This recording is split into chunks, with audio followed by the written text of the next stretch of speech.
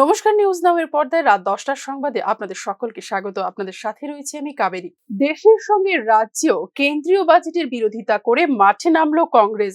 শুক্রবার বাজেটের বিরোধিতা করে রাজধানীতে বিক্ষোভ দেখায় প্রদেশ কংগ্রেস ও দলের অন্যান্য শাখা সংগঠনগুলি। বাজেটের বিরোধিতা করে বিক্ষোভ দেখায় প্রদেশ কংগ্রেস, যুব কংগ্রেস, NSUI সহ মহিলা কংগ্রেস সংগঠন। পেশ করা কেন্দ্রীয় বাজেটকে মানুষের কল্যাণ বিরোধী বলে অভিহিত করেন যুব কংগ্রেস সভাপতি নীলকমল সাহা। বাজেটে বিহার ও অন্ধ্রপ্রদেশকে অতিরিক্ত টাকা দিয়ে দেশের অন্যান্য রাজ্যগুলিকে বঞ্চনা করা হয়েছে বলে অভিযোগ করেন যুব কংগ্রেস সভাপতি। মানুষের কল্যাণ বিরোধী বাজেট। এই বাজেটে আমরা দেখেছি যেভাবে একটি রাজা তার প্রজাকে সবাইকে মিশে থাকার এবং সবাইকে সমানভাবে তার থালে যাতে খাবার থাকে সেই খাবারের ব্যবস্থা করে। আমরা এবার দেখেছি যে অন্ধ্রপ্রদেশ এবং বিহারকে আলাদা ভালোবাসা দেখিয়ে অন্য বিজেপি সরকারের কেন্দ্রীয় বাজেট যুব বিরোধী, বেকার বিরোধী এবং সাধারণ জনগণের স্বার্থ বিরোধী বলে অভিযোগ করেন তিনি। কেন্দ্রীয় বাজেটে মহিলা অধিকার ও তাদের আর্থিক ন্যায় নিয়ে কোনো দিশা নেই বলে অভিযোগ করেন প্রদেশ মহিলা কংগ্রেস সভাপতি সর্বাণী ঘোষ চক্রবর্তী। সমালোচনার সুরে তিনি জানান, মহিলা সুরক্ষা নিয়েও বাজেটে নতুন কিছুই বরাদ্দ করেনি কেন্দ্রীয় সরকার। কেন্দ্রীয় বাজেটের বিরোধিতা করে সংসদ ও সংসদের বাইরে ইতিমধ্যেই ব্যাপক বিক্ষোভ প্রদর্শন করেছে বিরোধী জোট।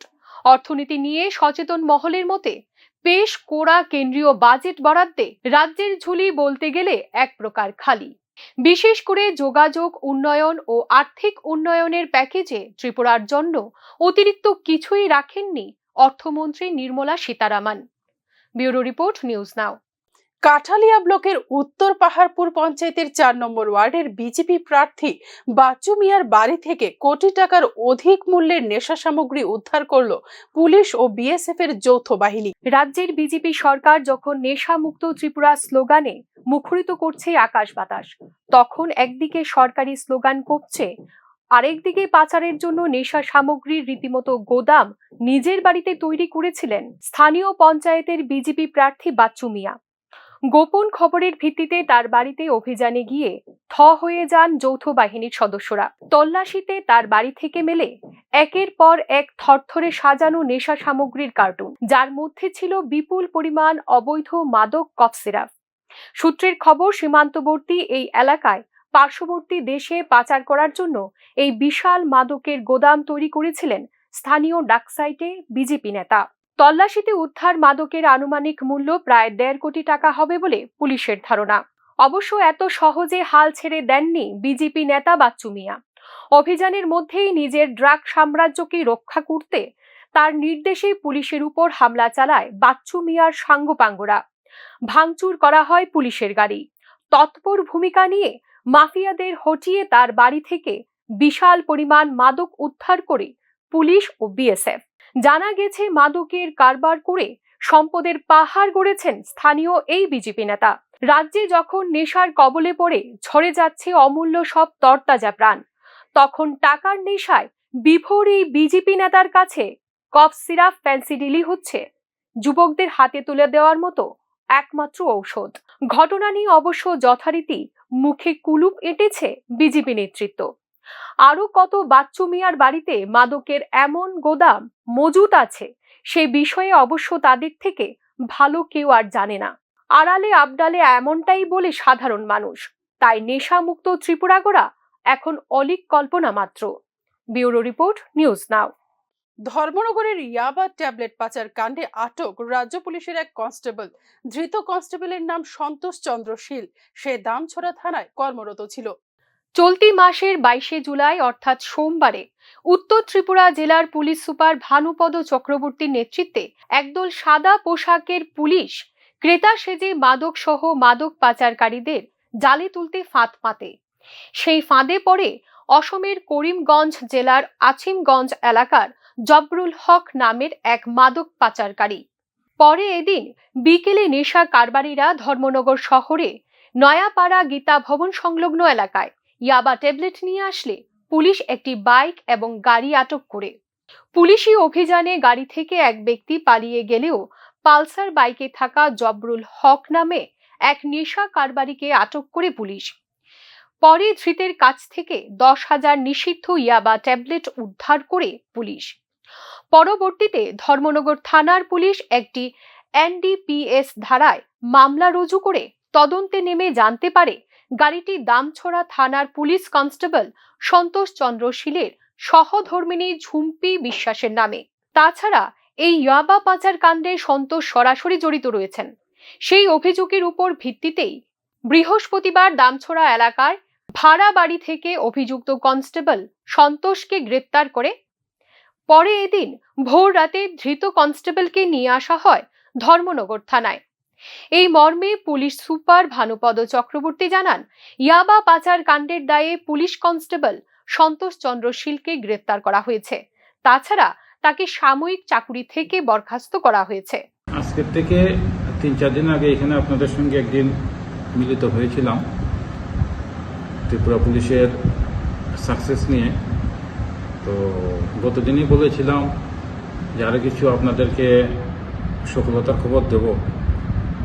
গতকালকে রাত্রে আমরা এই যে গত কিছুদিন আগে ধর্মনগরে যে ইয়াবা ট্যাবলেট ধরেছিলাম, যেখানের মধ্যে একটা থর গাড়ি পাওয়া গিয়েছিল পুলিশের, সন্তোষ চন্দ্র শীলের মিসেসের নামে ছিল। তো সন্তোষ চন্দ্র শীলকে গতকালকে রাত্রে অ্যারেস্ট করা হয়েছে এবং এটাও জানিয়ে রাখি গতকালকে সন্তোষ চন্দ্র শীলকে চাকরির থেকে বরখাস্ত করা হয়েছে। গোটা ঘটনার তদন্তে নেমেছে পুলিশ। এদিকে উত্তর জেলার পুলিশের মাদক বিরোধী অভিযান ও মাদক কারবারিদের ধরপাকড়ের জন্য সাধুবাদ জানিয়েছে গোটা জেলার মানুষ। সাথে ধৃত কনস্টেবলকে পুলিশি রিমান্ডে এনে জোর জিজ্ঞাসাবাদ চালালে আরও পুলিশ কর্মীর নাম উঠে আসতে পারে বলে মনে করছেন এলাকাবাসীরা। কেননা দামছড়া থানার বুক চিরে চলত সকল মাদক সহ অবৈধ সামগ্রীর পাচার বাণিজ্য। আর তাতে থানার ওসি সঞ্জয় মজুমদার ও সেকেন্ড ওসি ডেভিড ডার্লং ধৃত সন্তোষ চন্দ্র শীলের সাথে মিলে এই সাম্রাজ্য চালাতেন বলে অভিযোগ ছিল। শুক্রবার ধৃত কনস্টেবলকে পুলিশি রিমান্ড চেয়ে ধর্মনগর জেলা ও দায়রা আদালতে সোপর্দ করে ধর্মনগর থানার পুলিশ। এখন দেখার বিষয় পুলিশি তদন্তে এই ইয়াবা কাণ্ডের রাঘব বোয়ালরা কবে নাগাদ জালে ওঠে। ব্যুরো রিপোর্ট, নিউজ নাও। আগরতলা শহরকে পরিষ্কার পরিচ্ছন্ন করে সৌন্দর্য বৃদ্ধি করার লক্ষ্যে বর্জ্য পদার্থ সংগ্রহ করার জন্য 60টি নতুন গাড়ি ক্রয় করা হয় বলে জানান মেয়র দীপক মজুমদার। শুক্রবার সেগুলোর আনুষ্ঠানিকভাবে উদ্বোধন করা হয় বরজলা টিআরটিসি গ্যারেজে। এক সংক্ষিপ্ত অনুষ্ঠানে শহরে পরিকাঠামো উন্নয়ন তহবিলের অধীনে সংগৃহীত ন্যাশনাল হাউজিং ব্যাংকের সহায়তায় কঠিন বর্জ্য সংগ্রহের যানবাহন এবং মূলধন বিনিয়োগ স্কিমের মাধ্যমে ক্রয় করা যান্ত্রিক সুইপিং মেশিনগুলির ফ্ল্যাগ অফ করেন মেয়র দীপক মজুমদার। মেয়র ছাড়াও উপস্থিত ছিলেন পুর কমিশনার শৈলেশ কুমার যাদব, কর্পোরেটর তুষারকান্তি ভট্টাচার্য, বাপি দাস, স্নিগ্ধা দাসদেব, উদয় শঙ্কর ভট্টাচার্য সহ অন্যান্য কর্পোরেটররা। আমাদের সেন্ট্রাল গভর্নমেন্টের যে অ্যাসিস্ট্যান্ট এবং স্টেট গভর্নমেন্ট এবং পৌর নিগমের সার্বিকভাবে আমরা চাইছি শহরকে সুন্দর পরিচ্ছন্ন রাখা। সেক্ষেত্রে আমাদের প্রয়োজনীয়তা অনুভব করেছি আমরা যে আমাদের কিছু গার্বেজ কালেকশনের জন্য বা যেই আবর্জনাগুলি শহরে বিভিন্ন জায়গায় থাকে সেগুলিকে আমরা ডাম্পিং ইয়ার্ড পর্যন্ত নেওয়ার জন্য আমাদের নতুন আধুনিক ব্যবস্থাপনা অত্যন্ত প্রয়োজন। কাজে আমরা সেই চিন্তাকে সামনে রেখে আমাদের আন্ডার আরবান ইনফ্রাস্ট্রাকচার ডেভেলপমেন্ট ফান্ডের মাধ্যমে আমরা প্রায় 60টি গাড়ি ক্রয় করেছি। এমন 11টি ছোটো ভেহিকেলস আছে যেগুলি আমাদের গার্বেজ কালেকশন করবে বিভিন্ন প্রান্ত থেকে, কোথাও অ্যাপার্টমেন্ট থেকে, কোথাও মার্কেট থেকে, যে কোনো জায়গা থেকে আমাদের ওয়ার্ডের বা আগরতলা শহরের বিভিন্ন জায়গা থেকে এটা কালেকশন করার জন্য ব্যবহার করা হবে। আমাদের 8টি ট্রিপার ভ্যান কেনা হয়েছে যেগুলি আমাদের বিভিন্ন ব্যবহৃত দ্রব্য বা পরিত্যাজ্য বর্জ্যগুলি আমরা এটা কালেকশন করার জন্য ব্যবহার। রাজধানীর রাধানগর এলাকা থেকে শুক্রবার মাদক সহ 5 মাদক কারবারিকে আটক করে পুলিশ। রাজধানীর বিভিন্ন জায়গায় পুলিশের নাকের ডগায় চলছে মাদকের কারবার। কয়েকদিন আগেই গোয়ালা বস্তি এলাকায় এক ব্যক্তিকে লক্ষ্য করে গুলি চালিয়েছে স্থানীয় এক ড্রাগ মাফিয়ার ছেলে। সেই ঘটনার রেশ মিলিয়ে না যেতেই এবার রাজধানীর রাধানগর স্ট্যান্ড এলাকা থেকে ব্রাউন সুগার ও সিরিঞ্জ সহ 5 মাদক কারবারিকে আটক করল পুলিশ। এদিন এই মাদক ব্যবসায়ীদের প্রথমে আটক করে স্থানীয় জনতা, পরে তাদেরকে পুলিশের হাতে তুলে দেওয়া হয়। ঘটনায় অবশ্য নিজেদের পাহাড় প্রমাণ ব্যর্থতা ঢাকতে কোনো প্রতিক্রিয়া জানায়নি ঘটনাস্থলে আসা করিতকর্মা পুলিশ আধিকারিকরা। তারারও তো আমরা ধরছি আজকে কয়েকদিন ধরে আমরা এদিকে ডিউটি করতেছি। আমরা তারার কারণে আমরা এই যত পোলা বানাতো সব নষ্ট হয়ে যেতেছে। এলাকা আমরা নিজেরা ভূমিকা করছি যে আমরা নিজেরা দৌড়ুন দৌড়া দিই তারা কি করেন দেয় উপরে যত পুলিশ প্রশাসন আইয়া যায় তারা তো নিচে কোনো খেয়াল করে না, নিচে লক্ষ্য করে না। আমরা নিজেরা দেখে আমরা ধরছি। মাদক ব্যবসায়ীদের ব্যবহার করা একটি গাড়িও আটক করেছে পুলিশ। জানা গেছে এই গাড়ি করে বিভিন্ন এলাকায় ব্রাউন সুগার বিক্রি করত আটক মাদক মাফিয়ারা। রাজধানীর বিভিন্ন অঞ্চলে মাদক কারবারে রয়েছে শক্ত নেটওয়ার্ক। অনেক ক্ষেত্রে থানার নাকের ডগাতেই জমিয়ে চলে মাদকের কেনা বেচা। মাঝে মধ্যে লোক দেখানো কিছু পুলিশি অভিযান হয় ঠিকই, তবে মাদক কারবারের কোনো বড় মাফিয়াকে পুলিশ কবে জালে তুলেছে সেই তথ্য বড় বড় পুলিশ কর্তাদের কাছেও নেই। রাধানগরের ঘটনা এই অভিযোগের আরেকটি জ্বলন্ত প্রমাণ মাত্র। Bureau report, news now. 25তম কার্গিল বিজয় দিবসে বীর শহীদদের শ্রদ্ধার সঙ্গে স্মরণ করল গোটা দেশ। দ্রাস সেক্টরে কার্গিল সেনা শহীদদের শ্রদ্ধা জানান প্রধানমন্ত্রী নরেন্দ্র মোদী।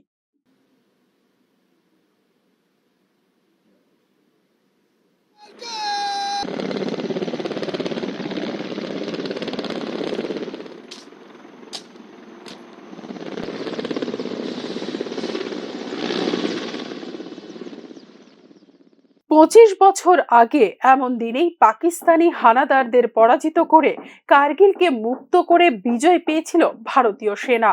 অভূতপূর্ব বীরত্ব দেখিয়ে দেশকে রক্ষা করতে প্রাণ দিয়েছিলেন অনেক বীর সেনা জওয়ান। 25তম কার্গিল বিজয় দিবসে সেনার শহীদদের শ্রদ্ধাঞ্জলি জানিয়ে পাকিস্তানকে কড়া হুঁশিয়ারি দিলেন প্রধানমন্ত্রী নরেন্দ্র মোদী। দ্রাসে শহীদ স্মারক স্মৃতিতে শ্রদ্ধা জানিয়ে প্রধানমন্ত্রী বলেন, শত্রুদের যে কোনো চ্যালেঞ্জকে গুড়িয়ে দেবে দেশের সেনা। প্রধানমন্ত্রীর সঙ্গে এদিন উপস্থিত ছিলেন সেনা প্রধান উপেন্দ্র দ্বিবেদী, বায়ুসেনা প্রধান ও নৌসেনা প্রধান সহ অন্যান্য সেনা কর্মকর্তারা। প্রধানমন্ত্রী মোদী জানান, কার্গিল ভারতীয় সেনার বীরত্ব গাথা ও আত্মত্যাগের এক অপরূপ উদাহরণ। উল্লেখ্য, দ্রাস ও কার্গিল সেক্টর সহ বিভিন্ন অংশে ঘাঁটি গেড়ে থাকা পাকিস্তানি হানাদারদের পরাজিত করতে অপারেশন বিজয় শুরু করে ভারত। উঁচু পর্বতে বসে থাকা শত্রু সেনাকে পরাজিত করতে অসীম সাহসের পরিচয় দেয় ভারতীয় সেনা। অনেক সেনার প্রাণের বিনিময়ে দ্রাস, কার্গিল ও টাইগার হিল সহ অন্যান্য অঞ্চল থেকে শত্রুকে হটিয়ে দেয় ভারতীয় সেনা। সমর বিশারদদের মতে যুদ্ধের ইতিহাসে এই যুদ্ধ ভারতীয় সেনার গৌরব গাথার এক প্রকৃষ্ট উদাহরণ। 25তম কার্গিল বিজয় দিবসের অনুষ্ঠান থেকে সেই বার্তাই দিলেন প্রধানমন্ত্রী নরেন্দ্র মোদী। জম্মু কাশ্মীরের সাম্প্রতিক জঙ্গি তৎপরতার দিকে ইঙ্গিত করে কড়া বার্তা দিয়ে প্রধানমন্ত্রী জানান যে জঙ্গিদের কড়া হাতে দমন করবে দেশের সেনা। দিল্লিতে কার্গিল বিজয় দিবসের অনুষ্ঠানে কার্গিল শহীদদের শ্রদ্ধা জানান রাষ্ট্রপতি দ্রৌপদী মুর্মু ও প্রতিরক্ষা মন্ত্রী রাজনাথ সিং। কার্গিল বিজয় দিবস উপলক্ষে দিল্লিতে ও দ্রাসে বিশেষ প্রদর্শনীর আয়োজন করে সেনা। সেনার পাশাপাশি কার্গিল যুদ্ধে গুরুত্বপূর্ণ ভূমিকা রাখে ভারতীয় বায়ুসেনা। এই যুদ্ধেই প্রথম লেজার গাইডেড বোমা পাকিস্তানি বাঙারে ফেলে বায়ুসেনা। তাই কার্গিল বিজয় দিবস মানেই ক্যাপ্টেন নচিকেতা রাও আর সিপাহী ব্রজেন্দ্র কুমারের মতো অসংখ্য বীর শহীদের অতুলনীয় বিজয় গাথা। ব্যুরো রিপোর্ট, নিউজ নাও। গত বুধবার উমাকান্ত বাংলা মিডিয়াম স্কুলে ছাত্র সংঘর্ষে উত্তপ্ত ছিল গোটা বিদ্যালয় চত্বর। এই সংঘর্ষে আহত হয়েছিল 4-5 জন ছাত্র। শুক্রবার বিদ্যালয়ে ঘটে যাওয়া ছাত্র সংঘর্ষ ও পঠন পাঠনের ক্ষেত্রে তৈরি হওয়া বিভিন্ন সমস্যাগুলি দূর করার দাবিতে প্রধান শিক্ষকের নিকট এসএফআই সদর বিভাগীয় কমিটির পক্ষ থেকে ডেপুটেশন প্রদান করা হয়। এদিন বিদ্যালয়ের প্রধান শিক্ষক আগামী দিনে এ ধরনের ঘটনা বিদ্যালয়ে আর ঘটবে না বলে আশ্বস্ত করেন বলে জানান এসএফআই এর এক সদস্য। আজকে মূল একটাই কারণ, গত 24 তারিখ স্কুলের মধ্যে ছাত্রদের দুটো ক্লাস, সেই ক্লাসের মধ্যে সংঘর্ষ বাধে এবং সেই সংঘর্ষের পর বহিরাগতদের দ্বারা ছাত্রদের আক্রান্ত হওয়ার ঘটনা সারা রাজ্যে, শহর, রাজধানী সহ গোটা ত্রিপুরায় ছাত্র, শিক্ষক, অভিভাবকদের বিচলিত করেছে। সেইভাবেই আমরা যেহেতু ছাত্রদের মাঝে কাজ করি, সেই ঘটনা আমাদেরও বিচলিত করেছে। আমরা অনেকেই এই স্কুলে পড়াশোনা করেছি বা প্রাক্তনী, আমাদের রাজ্য এবং রাজ্যের বাইরেও এই স্কুলের প্রচুর মেধা রয়েছে যারা এই স্কুল থেকে পড়াশোনা করেছে। তারাও এই ঘটনা নিয়ে আমাদের কাছে জানতে চাইছিলেন যে কি হয়েছে ঘটনাটা। সারা দেশের সাথে রাজ্যের বিভিন্ন বিদ্যালয়েও জাতীয় শিক্ষানীতি সপ্তাহ পালন করা হচ্ছে। তা প্রত্যক্ষ করতে শুক্রবার রানীর বাজার নলগড়িয়া সংলগ্ন সুকান্ত একাডেমি ইংলিশ মিডিয়াম স্কুলে পরিদর্শনে যান শিক্ষা দপ্তরের সচিব রেবেল হেমন্ত কুমার, অধিকর্তা এনসি শর্মা সহ অন্যান্য আধিকারিকরা। এদিন এই স্কুলের ছাত্রছাত্রীদের হাতের তৈরি বিভিন্ন জিনিস তুলে ধরা হয়। এই জাতীয় শিক্ষানীতি সপ্তাহ সম্পর্কে বিস্তারিত আলোচনা রাখেন শিক্ষা দপ্তরের সচিব রেবেল Hemant Kumar. Department of school education and literacy की तरफ से पूरा जो वीक लॉन्ग एक प्रोग्राम चल रहा है सभी जगह, not only in are state but सारे स्टेट्स में न्यू एजुकेशन पॉलिसी के बारे में लोगों को बताने के लिए, और जो न्यू एजुकेशन पॉलिसी बनी है उसको हम लोग कैसे इम्प्लीमेंट करेंगे। सो न्यू एजुकेशन पॉलिसी के बहुत सारे इम्पोर्टेंट फैक्टर्स हैं जो कि ट्रेडिशनल पॉलिसी में नहीं आते। जैसे कि अगर आप देखेंगे इसमें जो आपका वोकेशनल वाला पार्ट रहता है, वोकेशनल पार्ट के अलावा जो एक्स्ट्रा करिकुलम वाला पार्ट रहता है, आईसीटी वाला पार्ट रहता है, टिंकरिंग लैब वाला पार्ट रहता है, और बहुत सारी चीज़ें जैसे प्री प्राइमरी को किस तरह से इंक्लूड किया जाए। तो ये सारी चीज़ों को लेके एक जो फोकस है वो मिनिस्ट्री का रहा है, स्टेट गवर्नमेंट का भी रहा है। डेफिनेटली आगे आने वाले टाइम में जिस तरह से एजुकेशन का सिस्टम जो चेंज होगा और इसमें जो বাংলাদেশের কোটা আন্দোলনে ব্যাপক হিংসার ঘটনার প্রেক্ষিতে রাজ্যের বিভিন্ন সীমান্তে কড়া টহল দিচ্ছে বিএসএফ। বাংলাদেশের সঙ্গে সীমান্ত সংলগ্ন বিভিন্ন জায়গায় চলছে বিএসএফ এর সতর্ক টহল। বিভিন্ন যানবাহনেও তল্লাশি করছে বিএসএফ এর জওয়ানরা। উল্লেখ্য, হিংসার ঘটনায় বাংলাদেশে আটকে পড়া ভারতীয় পড়ুয়াদের ফিরিয়ে আনতে তৎপর ভূমিকা নেয় বিএসএফ। বিজিবির সঙ্গে সমন্বয় সাধন করে অনেক পড়ুয়াকে দেশে ফিরিয়ে আনে বিএসএফ। ঘর সাফাই করার সময় বিদ্যুৎপৃষ্ট হয়ে মর্মান্তিকভাবে মারা গেলেন এক যুবক। ঘটনা বিশ্রামগঞ্জ এলাকায়। মৃত যুবকের নাম শিবু প্রসাদ দেববর্মা, তার বয়স আনুমানিক 28। বিদ্যুৎস্পৃষ্ট হবার পর তাকে উদ্ধার করে নিয়ে যাওয়া হয় বিশ্রামগঞ্জ হাসপাতালে। সেখান থেকে উন্নত চিকিৎসার জন্য রেফার করা হয় জিবি হাসপাতালে। হাসপাতালে চিকিৎসাধীন অবস্থায় মারা যায় শিবু প্রসাদ দেববর্মা। যুবকের অকাল মৃত্যুতে তার পরিবার পরিজনদের মধ্যে নেমে এসেছে গভীর শোকের ছায়া। আমি শুনছি মানে তাদের একটা বাড়ি আছে, মাটির ঘর আছে, ওই ঘরে মানে কারেন্ট আছে না, ওই কারেন্ট আছে না, ওই ঘরে তারা ঘরটা দাঁড়াই বাসে করতে গিয়ে সাইডে ইলেকট্রিক কুশন হয়েছে। এরপরে বিশ্রামগঞ্জ হসপিটাল নিয়ে গেছে, বিশ্রামগঞ্জ হসপিটাল জিবি হসপিটাল। কি নাম ওনার? ওনার নাম শিবপ্রসাদ দেববর্মা। গত 19শে জুলাই লেম্বুছড়া ফাঁড়ির অন্তর্গত লেম্বুছড়া বাজারের সামনে 108 নম্বর জাতীয় সড়কে একটি গাড়ি কৃষ্ণমোহন কোবরাপাড়ার বাসিন্দা নাগর দেববর্মাকে ধাক্কা মেরে পালিয়ে যায়। স্থানীয়রা তাকে উদ্ধার করে পাঠায় জিবিপি হাসপাতালে এবং জিবিপি হাসপাতালে চিকিৎসাধীন অবস্থায় আজ সকালে মৃত্যুর কোলে ঢলে পড়েন বছর 60-এর বৃদ্ধ নাগর দেববর্মা। এই ঘটনায় এসডিপিও মোহনপুর বিজয় সেনের বিশেষ তৎপরতায় লেফুঙ্গা থানা এবং লেম্বুছড়া ফাঁড়ির পুলিশ অভিযুক্তকে গ্রেপ্তার করে জব্দ করে ঘাতক গাড়িটিকেও। গাড়ির মালিক চালকের বিরুদ্ধে কঠোর ব্যবস্থা নেওয়া হবে বলে জানিয়েছেন পুলিশ। শুক্রবার লেম্বুছড়া ফাঁড়ির অন্তর্গত কৃষ্ণমোহন পাড়ায় মৃত নাগর দেববর্মার মৃতদেহ নিয়ে আসার পরে কান্নায় ভেঙে পড়েন মৃতের পরিবার সহ গোটা গ্রাম। জানা যায় ওনার পরিবারে ওনার স্ত্রী এবং 2 কন্যা সন্তান রয়েছে। ওনার এই মৃত্যুতে গোটা এলাকায় শোকের ছায়া বিরাজ করছে। মানব পাচারের সঙ্গে যুক্ত থাকার অভিযোগে আটক 2 পাচারকারীকে শুক্রবার আদালতে প্রেরণ করে আগরতলার রেল থানার পুলিশ। পুলিশের হাতে আটক 2 পাচারকারীর নাম বিপ্লব কর্মকার ও বিশাল দত্ত। তাদের বাড়ি সিধাই মোহনপুর ও গোলাঘাটি এলাকায়। তাদেরকে রিমান্ডের আবেদন জানিয়ে আদালতে তোলা হয়েছে বলে জানান জিআরপি থানার ওসি। हम लोगों ने yesterday ये 2 बंदे को पकड़ा अगरतला स्टेशन से। एक्चुअली हम लोग के पास खबर था कि दो जो इंडियन टाउट है, जो बॉर्डर इंडिया बांग्लादेश जो बॉर्डर है वो क्रॉस करने से जो हेल्प करता है, जो बांग्लादेशी आता है।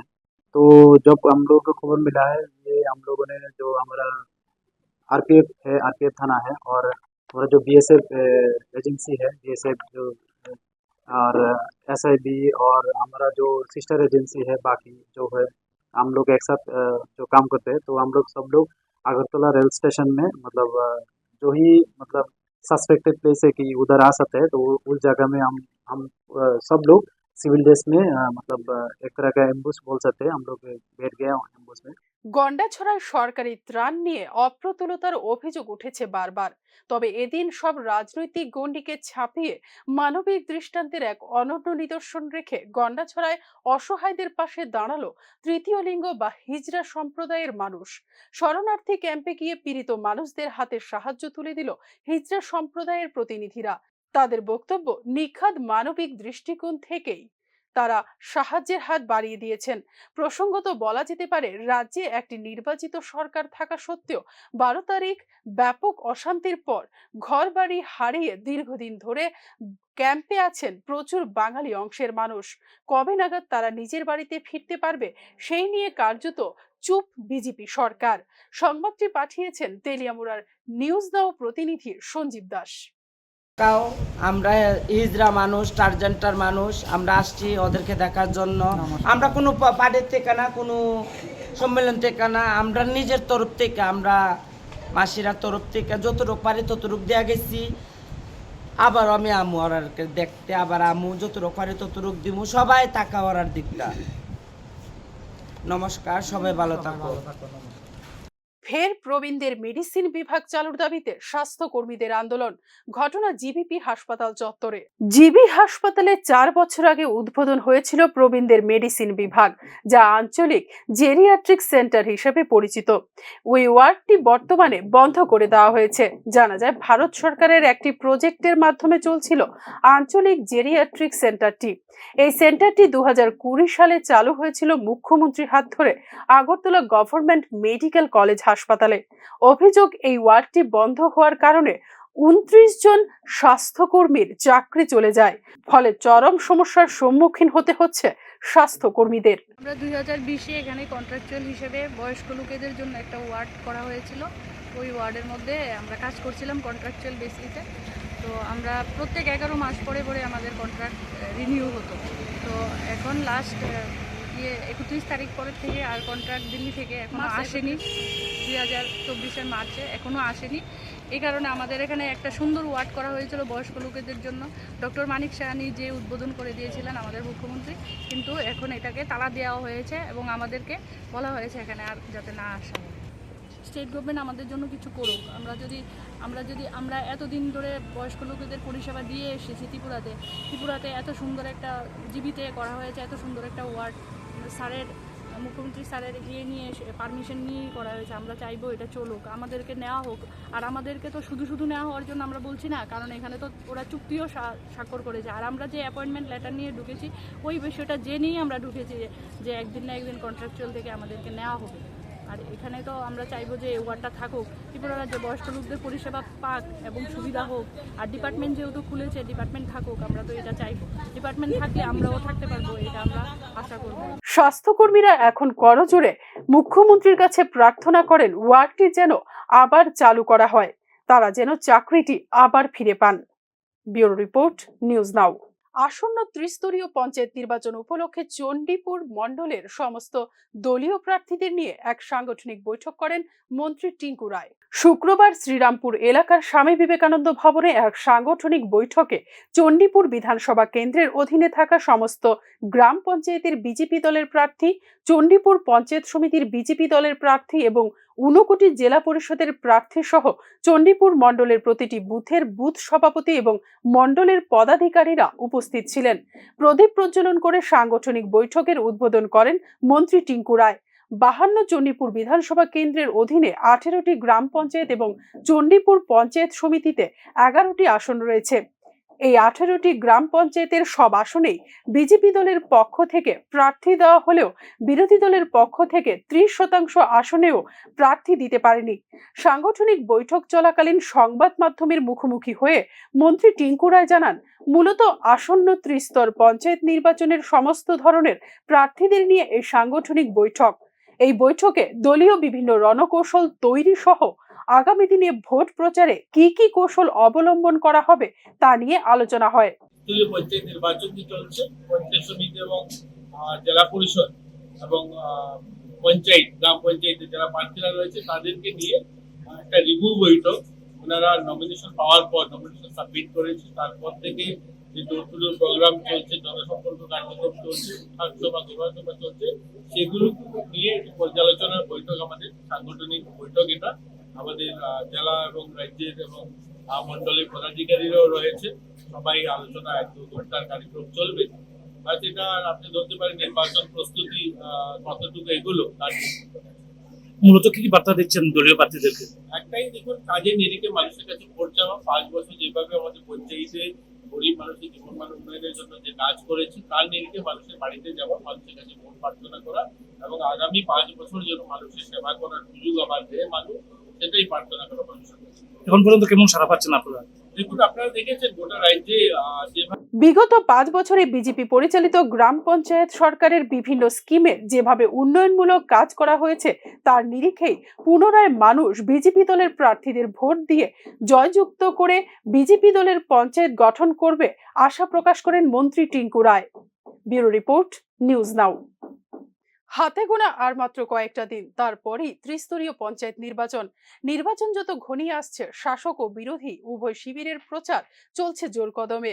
পশ্চিম ত্রিপুরা জেলা পরিষদের 17 নম্বর আসনের বিজেপি মনোনীত প্রার্থী উত্তম দাস শুক্রবার চারিপাড়া এলাকায় বাড়ি বাড়ি ভোট প্রচার করেন। প্রার্থী উত্তম দাস জানান, নির্বাচনে জয়ী হয়ে তিনি গ্রামীণ এলাকার জনগণের উন্নয়নের স্বার্থে কাজ করবেন। এদিনের এই প্রচার কার্যে এলাকাবাসীদের কাছ থেকে ব্যাপক সাড়া পাচ্ছেন বলে জানান তিনি। স্বতঃস্ফূর্ততা দেখে আমি নিশ্চিত যে আগামী দিনে ভারতীয় জনতা পার্টির পঞ্চায়েত আবার গঠন করতে যাচ্ছে। বিনা প্রতিদ্বন্দ্বিতায় আমরা পঞ্চায়েতের নির্বাচন অলরেডি জয়ী হয়ে গেছি। এখন আমাদের জেলা পরিষদের প্রার্থীর বামফ্রন্ট দিয়েছে নামকে বাঁচতে, তো ওই নির্বাচনও আমি বিপুল ভোটের ব্যবধানে জয় লাভ করব এবং মানুষের যে স্বতঃস্ফূর্ততা, মানুষের যে উচ্ছ্বাস ভারতীয় জনতা পার্টির প্রতি, তা দেখে আমি নিশ্চিত যে বিরোধী শূন্য আবার জেলা পরিষদ হতে যাচ্ছে। বিশালগড়ের করইমুড়া বাজার সংলগ্ন এলাকায় শুক্রবার মারুতি গাড়ি ও বাইকের সংঘর্ষে গুরুতর আহত হয় দুই যুবকের নাম প্রসেনজিৎ ভৌমিক ও দেবাশিস দেবনাথ। জানা গেছে, বাইকটিকে ধাক্কা মেরে পালিয়ে যায় দ্রুতগতিতে থাকা একটি মারুতি গাড়ি। ঘটনার পর আহতদের উদ্ধার করে মহকুমা হাসপাতালে নিয়ে আসে বিশালগড় অগ্নি নির্বাপক দপ্তরের কর্মীরা। মারুতি গাড়িটিকে আটক করা যায়নি বলে জানিয়েছেন জরুরি দপ্তরের কর্মীরা। খবর আছে যে করইমুড়াতে একটা অ্যাক্সিডেন্ট হয়েছে, তো খবর পাওয়ার সঙ্গে সঙ্গে আমরা ছুটে যাই। দেখলাম যে একটা বাইক অ্যাক্সিডেন্টে পড়ে রয়েছে, আর একটা গাড়ি নাকি সিলেরো গাড়ি নাকি বাড়ি দিয়ে গেছে। গাড়িটার পাওয়া গেছে না? না, গাড়িটা পাওয়া গেছে না। বাইকটার কি নাম্বার পাওয়া গেছে? বাইকটা টেম্পোরারি নাম্বার, অনেকটা পাওয়া গেছে না। যারা আহত হয়েছে নাম কি তাদের? প্রসেনজিৎ ভৌমিক বয়স 18 আর দেবাশিস দেবনাথ বয়স 18। বাড়ি করতে পারে না। আপনারা কোন নিয়েছেন? আমরা বিশালগড় সাব ডিভিশন হাসপাতালে। এখনকার মতো সংবাদ এই পর্যন্তই। আমাদের পরবর্তী আপডেটস দেখতে চোখ রাখুন নিউজ নাও এর পর্দায়।